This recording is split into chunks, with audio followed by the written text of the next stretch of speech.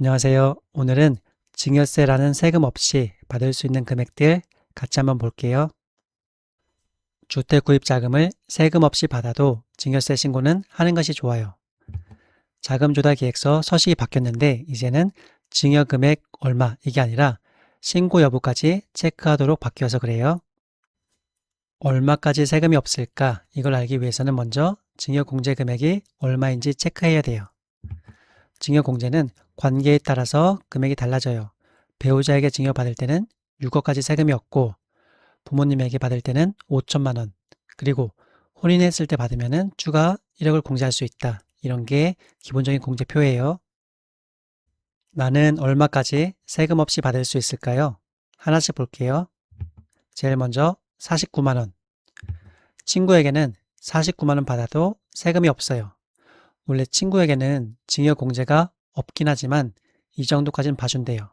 하지만 친구에게 50만 원 이상 받게 되면 세금 부담이 생기는 거예요. 다음으로 1000만 원 볼게요. 장모님에게 1000만 원 받아도 세금 부담은 없어요. 하지만 장모님에게 1000만 원, 장인에게 1000만 원, 이때는 세금 부담이 발생하는 거예요. 또는 장모님에게 1000만 원, 이모님에게 1000만 원, 이때도 세금 부담이 생기고요. 2천만 원 볼게요.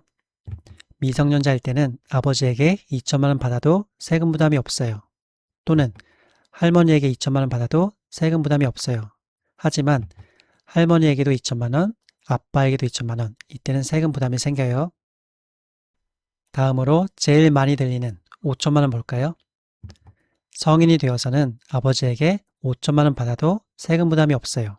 하지만 아빠에게 5천만 원, 엄마에게 5천만 원, 이러면 세금 부담이 생겨요. 또는 아빠에게 5천만 원, 할머니에게 5천만 원, 이때도 세금 부담이 생기고요. 직계 존속 그룹 다 합쳐서 5천만 원만 공제하는 거예요. 6천만 원 볼까요? 아버지에게 5천만 원 받고 이모에게 1천만 원 받았어요. 이때는 6천만 원 받아도 세금 부담이 없어요. 하지만 아버지에게 5천만 원, 이모에게 1천만 원, 고모에게 1천만 원, 이러면 세금 부담이 생겨요. 이모나 고모 또는 장모님 다 합쳐서 1천만 원만 공제하는 거예요. 다음으로 1억 원. 아버지에게 5천만 원 증여받고 10년 뒤에 다시 5천만 원 받아요. 이때는 1억을 세금 없이 받는 거예요. 하지만 10년이 되기 전에 지금 5천만 원 받고 1년 뒤에 5천만 원 받는다. 이때는 세금이 발생해요. 5천만 원 공제는 10년 단위로 사용할 수가 있는 거예요. 다음으로 1억 4천만 원. 10년을 활용하면은 30살이 되었을 때 1억 4천만 원을 세금 없이 받을 수가 있어요. 어떻게? 태어났을 때 2천만 원, 10년 뒤에 2천만 원, 그리고 10년 뒤에는 성인이 되었으니까 5천만 원, 30살 때 5천만 원, 이렇게 하니까 1억 4천만 원이 되었네요. 하지만 1억 4천을 한 번에 증여받으면 당연히 세금이 나오겠죠? 요새는 1억 5천만 원도 많이 들려요. 부모님께 증여받을 때는 5천만 원까지 세금이 없는데 결혼할 때는 추가 1억을 받을 수가 있어요. 그런데 이 추가되는 1억은 부모님에게 받을 때 적용할 수가 있어요. 시부모님 또는 처갓집에서 받을 때는 1억 공제가 되지 않아요. 2억 4천만 원은 어떻게 받을까요? 10년을 활용하면서 혼인공제도 사용하는 거예요. 이렇게요.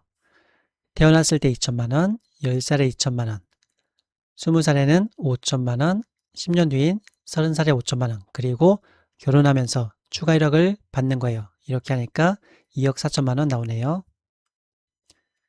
3억 5천은 1억 5천만 원은 결혼하면서 받고 2억 원은 무이자로 빌리는 거예요. 이렇게요. 부모님에게 5천만 원은 일반 증여로 받고 추가 1억은 결혼하면서 받아요. 그리고 나머지 2억은 무이자 차용으로 빌리는 거예요. 이때 조심할 점은 차용증 관리를 잘 해야 된다는 거죠. 차용증 관리가 안 되면은 2억 빌린 금액이 증여로 바뀌어서 증여세를 부담해야 돼요. 5억도 있네요. 5억은 요건을 갖춘 창업자금으로 증여받을 때 세금이 없어요. 업종 요건 등 요건을 갖추면은 증여세 특례가 적용돼요. 이때는 5억을 증여받아도 5억을 공제할 수 있기 때문에 세금이 없는 거예요. 하지만 창업자금이 아니라 그냥 일반 자금으로 증여받으면 세금이 나오겠죠? 이때는 5억을 증여받았을 때 5천만 원만 공제할 수 있을 거예요. 부부가 함께 받으면 얼마까지 세금 없이 받을 수 있을까요? 먼저 1억 2천만 원. 결혼하면서 양가를 활용하면 6천만 원씩, 그래서 1억 2천만 원을 받을 수가 있어요. 이렇게요. 남자는 남자 부모님께 5천만 원 받고 여자는 시아버지에게 1천만 원 받아요. 그리고 여자는 부모님에게 5천만 원 받고 남자는 장모님에게 1천만 원 받아요. 이렇게 하면은 각자 6천만 원씩, 그래서 총 1억 2천을 마련하는 거죠. 하지만 이런 거래는 결혼하고 나서 해야 돼요. 혼인 전엔 안 돼요. 왜죠? 혼인 전에는 여자는 예비 며느리예요. 정식 시아버지가 아니죠. 이때 1천만 원 받으면 세금이 발생해요. 3억 원도 많이 들어봤어요. 결혼하면서 각자의 부모님에게 1억 5천만 원씩 받는 거예요. 이렇게요. 남자는 남자의 부모님께 1억 5천만 원, 여자는 여자의 부모님께 1억 5천만 원 받는 거예요. 이런 혼인공제는 각자의 부모님께 받아야 돼요. 만약에 남자도 남자의 부모님께 받고 여자는 시댁에서 받는다. 이때는 혼인증여공제가 적용되지 않아요. 마지막으로 7억 볼게요. 우리 앞에서 3억 5천만 원 받는 거 봤죠? 1억 5천만 원은 혼인공제로 받고 2억은 무이자로 빌린다. 이거를 남자, 여자 같이 하는 거예요. 각자의 부모님께 1억 5천만 원은 혼인증여로 받고 2억은 무이자로 차용해요. 각자 3억 5천만 원씩 합하면은 7억을 준비하는 거예요. 이때 혼인증여는 각자의 부모님께 받아야지 세금이 없는데 무이자 차용은 둘 중에서 여유 있는 부모님께 빌릴 수가 있어요. 네, 오늘은 여러 가지 상황 같이 한번 봤는데요.